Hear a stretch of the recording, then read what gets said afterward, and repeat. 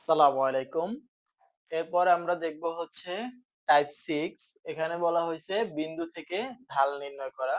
তো এখানে আরো কিছু মানে আছে যেটা হচ্ছে সমীকরণ থেকেও মাঝে মাঝে ঢাল নির্ণয় করতে বলে। আমরা এটা দেখে নিব। মানে অল্প কয়টা অঙ্ক আছে, এটাও মানে মোটামুটি সহজ। আর যারা আমার আগের ভিডিওগুলো দেখো নাই টাইপ 1 থেকে 5 পর্যন্ত, হ্যাঁ, তারা হচ্ছে আগের ভিডিওগুলো দেখে আসবা। আর আমরা এখন দেখব হচ্ছে টাইপ 6 বিন্দু থেকে ঢাল নির্ণয়। তো আমি এখানে একটা অঙ্ক লিখছি, সেটা হচ্ছে 5 নাম্বার অঙ্ক। এটা হচ্ছে রাজশাহী বোর্ড 24। রাজশাহী বোর্ড 24। তো এখানে কি বলছে, পি একটা বিন্দু দেওয়া আছে, কিউ একটা বিন্দু দেওয়া আছে, একটি ত্রিভুজের শীর্ষবিন্দু। এখানে তিনটা বিন্দু ছিল, আমি দুইটাই লিখছি, দুইটা লাগবে আমাদের। তো বলছে পি কিউ বিন্দুগামী রেখার ঢাল নির্ণয় করো। তো আমরা এখানে ঢাল কিভাবে নির্ণয় করব? ঢাল নির্ণয় করার জন্য আমাদের একটা সূত্র আছে, m সমান সমান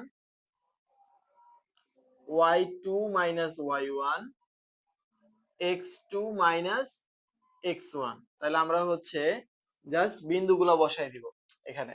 তাহলে হচ্ছে কি আছে এখানে, y2, তার মানে প্রথমে এটা হচ্ছে x1, এটা হচ্ছে y1, এটা হচ্ছে x2, এটা হচ্ছে y2।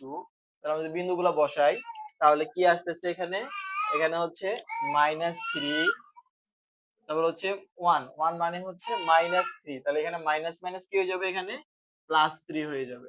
তারপরে হচ্ছে কি আছে, তারপরে আছে হচ্ছে 7, তাহলে 7 লিখলাম। তারপরে হচ্ছে এখানে আছে 2, তাহলে হচ্ছে -2। তাহলে আসতেছে হচ্ছে আমাদের 0/5, তাহলে আসতেছে 0। তার মানে আমাদের এখানে যে এ পি কিউ বিন্দুগামী রেখার ঢাল হচ্ছে 0, এখানে কোনো ঢাল নাই। এরপর দেখবেন হচ্ছে ময়মনসিংহ বোর্ড 24। ময়মনসিংহ বোর্ড 24 এর উদ্দীপকে আছে a 15, সি হচ্ছে 3 - 4। এটা হচ্ছে এ বি সি ডি চতুর্ভুজের শীর্ষবিন্দু আর কি। তো এসি রেখার ঢাল নির্ণয় করতে বলছে। তো এসি রেখার ঢাল আমরা কিভাবে নির্ণয় করব? তো আমরা প্রথমে হচ্ছে ঢাল নির্ণয় সূত্রটা লিখব। এসি এর ঢাল, এসি এর ঢাল সূত্রটা লিখব y minus y1, y1 minus y2, sorry, y2 minus y1 লিখি আমরা, y2 minus y1, x2 minus x1। তাহলে আমরা বিন্দুগুলোকে ধরে নেই। এটা হচ্ছে আমাদের প্রথমটা হচ্ছে x1, এটা হচ্ছে y1, এটা হচ্ছে x2, এটা হচ্ছে y2। তাহলে আমরা বিন্দুগুলো যদি বসাই তাহলে কি পাবো, দেখো, এটা হচ্ছে -4, তারপরে এটা হচ্ছে আমাদের -1, তারপরে x2 এটা হচ্ছে আমাদের 3, তারপর হচ্ছে x1 এটা হচ্ছে আমাদের 1। তাহলে আমরা পাচ্ছি হচ্ছে -5/2, এটাই ঢাল। এরপর হচ্ছে রাজশাহী বোর্ড 22। এটা হচ্ছে আমাদের সমীকরণ দেওয়া আছে, সমীকরণ থেকে রাজশাহী বোর্ড 22 5 নাম্বার প্রশ্ন। এটা হচ্ছে ক নাম্বার, সমীকরণ দেওয়া আছে, সমীকরণ দিয়ে বলছে সরলরেখাটির ঢাল নির্ণয় করো। তো সমীকরণ থেকে আমরা ঢাল কিভাবে নির্ণয় করব, এখানে একটা জিনিস মনে রাখতে হবে, সমীকরণটাকে আমরা y mx প্লাস c এই আকারে যদি রাখতে পারি তাহলে এই যে m টা, এটাই হচ্ছে আমাদের ঢাল। তাহলে আমরা একটা সমীকরণ যখন y mx plus c আকারে রাখবো, তাহলে এখানে এই যে x এর সাথে যেটা থাকবে এটাই হচ্ছে ঢাল। অর্থাৎ আমাদের এখানে যে সমীকরণটা দেওয়া আছে 3x minus y plus 4 equals to 0, তাহলে আমরা এখান থেকে y কে একলা রাখতে হবে, y হচ্ছে সিঙ্গেলই থাকবে।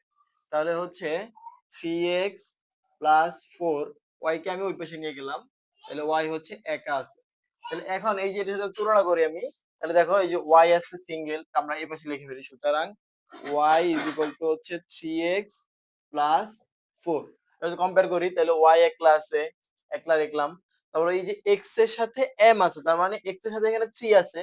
তাহলে এটা যদি কম্পেয়ার করি আমরা এই সমীকরণটাকে, 1 নং সমীকরণ দিলাম এটা।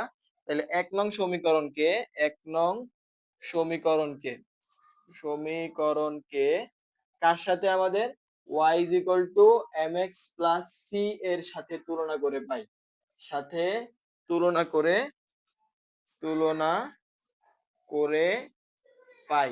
তাহলে কি পাচ্ছি আমরা, এটা হচ্ছে আমাদের m, তার মানে x এর যেটা আছে এটাই হচ্ছে m। দ্যাট মিন্স m হচ্ছে গিয়ে 3 আর আমরা জানি m মানেই হচ্ছে ঢাল, তাহলে এটা ঢাল হচ্ছে 3। তারপরে দেখো হচ্ছে ঢাকা বোর্ড 22, ঢাকা বোর্ড 22 এর প্রশ্নটা কি আছে, এখানে বলছে 3x y -4।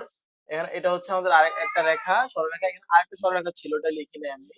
তো বলছে প্রথম সরলরেখাটির ঢাল নির্ণয় করো। তাহলে প্রথম সরলরেখা কি আছে এখানে, প্রথম সরলরেখা আছে হচ্ছে 3x y -4। তাহলে আমরা দেখতে পাচ্ছি এখানে y টাকে ওই পাশে নিয়ে গেলে 3x, আর এটা যদি এই পাশে নিয়ে আসি +4 হচ্ছে y। তাহলে আমরা আগের মতো, এটা হচ্ছে 1 নং সমীকরণ। তাহলে 1 নং কে y mx c এর সাথে তুলনা করে পাই, সাথে তুলনা করে পাই। m সমান সমান হচ্ছে, তাহলে আমাদের দেখো x এর সাথে কি আছে, x এর সাথে 3 আছে, তার মানে হচ্ছে আমরা বলবো 3।